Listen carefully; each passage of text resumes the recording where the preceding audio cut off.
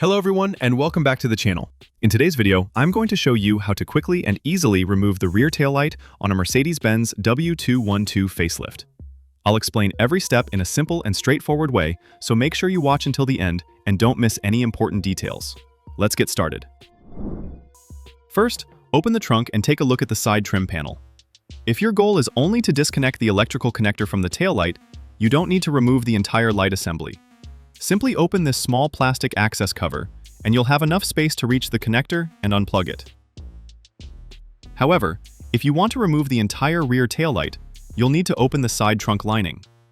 Once the trim is out of the way, you'll have full access to the mounting hardware. The taillight is secured by three 10mm nuts.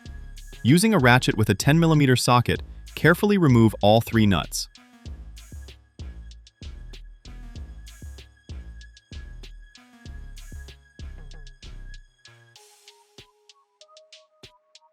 After all the fasteners have been removed, it's time to take out the taillight. Don't pull it too hard at first. Instead, grab the taillight firmly with both hands and gently pull it toward you while slightly rocking it from side to side.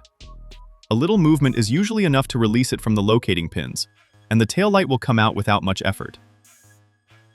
Once the taillight is free, don't forget to disconnect the electrical connector if you haven't already done so. Here's what the mounting points look like from the inside. As you can see, the design is simple, and the entire removal process only takes a few minutes when you know where everything is located. That's it. I hope this video helped you learn how to remove the rear taillight on a Mercedes-Benz W212 Facelift quickly and safely. If you found this tutorial useful, please give it a thumbs up, subscribe to the channel, and leave a comment below letting me know which car or part you'd like to see next. Thanks for watching, and I'll see you in the next video.